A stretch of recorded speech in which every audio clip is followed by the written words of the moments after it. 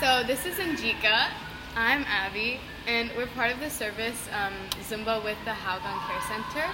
And we've been working with them for a while now, and we faced some challenges, but we've also overcome a few challenges. So there's some successes, and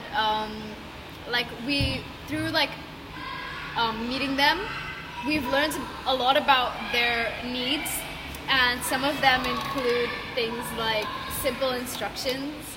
And yeah, for simple instructions, we think it's because we can't overwhelm them with instructions and things to do, and they won't enjoy it as much. So in order for them to have fun, we're trying to make it a lot simpler for them to understand, so that they can kind of follow along. Yeah, simple instructions also doesn't intimidate them.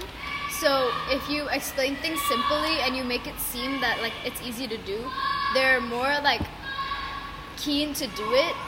But if it's hard, they just wouldn't even try. Yeah. And another thing is that they need light physical activity, and we had to incorporate this into our Zumba activities. But Zumba is heavily active, so yeah, we had to make some alterations and create some new activities for them to play. So we do 20 minutes of Zumba, and then we do 40 minutes of just games and little dances with each other and coloring and stuff, so that they're not as tired and they have more fun with us.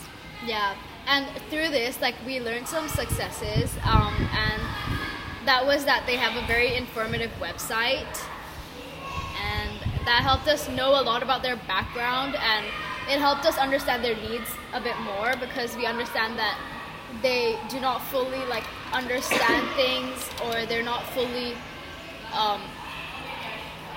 capable of following instructions all the time. Yeah.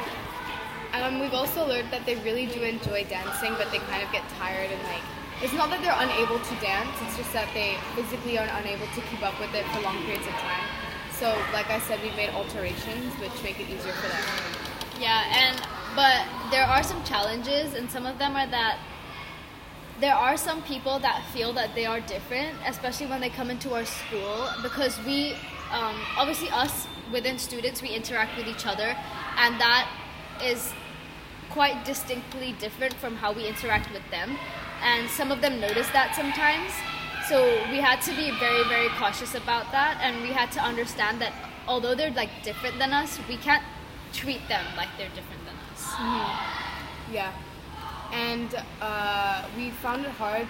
We one of the things that we really struggled with was lack of organization, because lack of engagement, because some of them they didn't really want to.